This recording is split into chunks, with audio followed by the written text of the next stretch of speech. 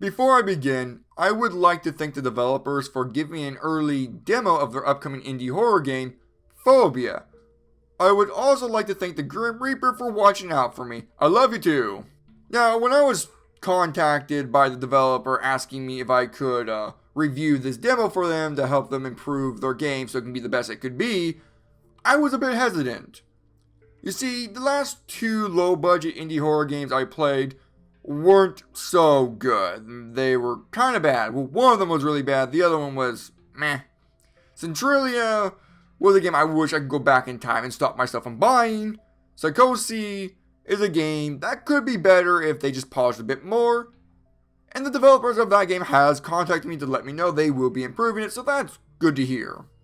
The reason why I'm telling you is because my expectations for this demo was really low. I had low expectations for it. I was expecting to be kind of like a generic horror game. That's what I was expecting. Just very buggy demo that is going to be using stock assets and everything. But you know what? Color me surprised. This game has me excited. I am really looking for this game after playing the demo. It's not perfect. Let me say that right out of the fact. It's not perfect, but it does have me genuinely excited for it. But before I can go any further, I do have to point out one major thing, one major roadblock for me. The entirety of the game is in Portuguese. So I have no idea what the story was about. As far as I'm aware, you are this guy who wakes up in a hotel really early in the morning by a knock on the door, and he can't get out for some reason. He can't get out of his own bedroom. And then weird stuff starts happening. Time and reality starts warping. This little girl with a gas mask is constantly throwing her hands on his face and stuff like that. Weird stuff is happening. I didn't really know what the guy was saying because it's all in Portuguese. And whatever the little girl was saying, I couldn't really understand because it was also in Portuguese. For all I know, she could be the landlord just asking him to inspect the place to make sure it's spooky enough for her friends from the fourth dimension. The developers have stated they will be releasing a version of the game where there will be English subtitles and possibly a English dubbed. I'm just fine with the English subtitles. If they just want to give me the English subtitles, I am perfectly fine with that. I'll listen to it in Portuguese, just have those English subtitles there, and I'll be happy. So I can't really comment on the story because I can't really grasp what the story is about. But from a visual standpoint, from the story, at least from the story point, it's very interesting. Like I said, like reality's warping around you, crazy stuff's going on. It's interesting from that visual standpoint. But graphically, it's not so interesting. Yes, I know this is a demo and there's gonna be a lot of areas that are missing textures. That's what I'm not concerned about. I know they'll probably touch up on that in the final version. What I'm talking mostly about is just the aesthetic of the world. That's what I'm mostly talking about. I'm not sure if you guys noticed, there's this weird grayish filter over the game. I'm not sure what this is. When you look at the atmosphere, it makes it too bright looking. All the colors get washed out and blend together. It just doesn't look good. So I went to Adobe and crushed the shadows. And that made the game vastly better.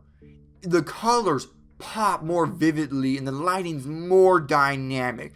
This one little change just makes it so much superior to what it is now. Not to say the game doesn't look good. I mean, it does. Graphically, it's very well done, and the fact that this game runs so smoothly on my PC, even when running with the Elgato, it runs so smoothly, so I have to commend the developers for that. Good job on your side. This clearly shows you guys have talent, which makes me even more excited for the game. It's just the lack of crushing those shadows just really hold the atmosphere back.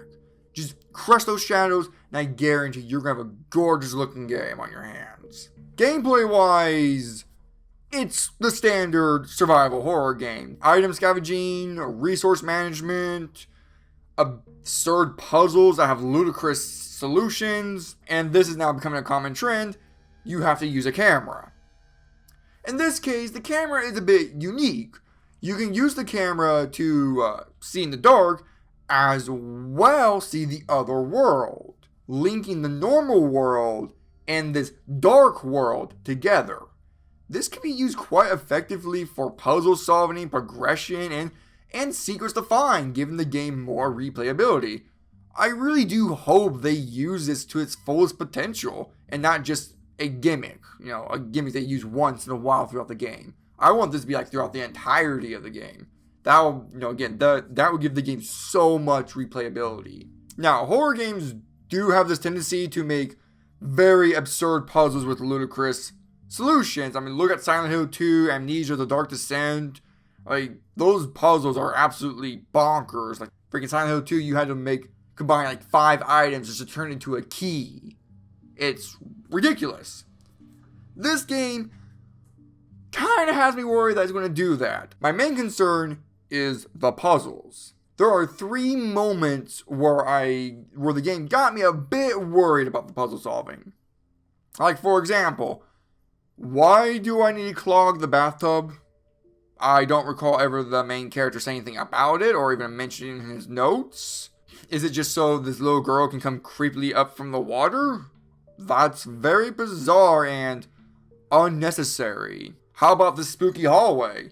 Why did you close this door on me so I have no choice but to go down the spooky hallway, but nothing happens and I just come walking back to where you just now unlocked the door? What was the point of that? And finally, this puzzle, where you punch in combinations for this keypad. My first thought was like, oh, I have to punch in the combination that associates with the next floor. So I did that. Nope, that wasn't a solution. So I looked for hidden numbers, like on that giant glass up there. Nope. So I just resorted to punching in every single combination on that sheet until it works. Look, the puzzles have to make sense. They should never feel like time wasters. You can keep this puzzle, but it has to make sense. If you want the players to fill up this bathtub, it has to make sense.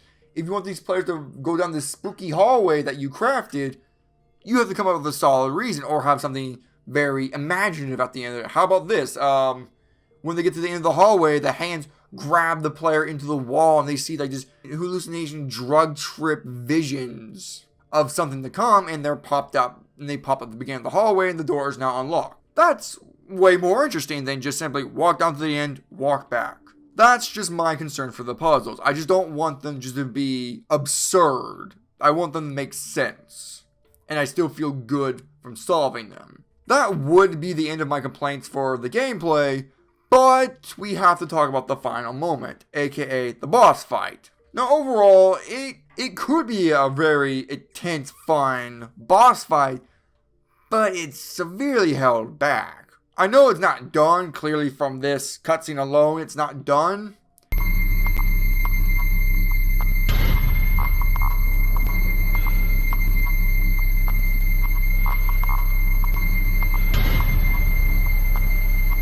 And me dying to be spawned somewhere else and the monster still attacking me. My complaints is that the healing items were not working, so finding this thing was really difficult. The guns seemed to do random damage. In one fight, I put in 4 rounds of shotgun bullets and 2 rounds of handgun bullets.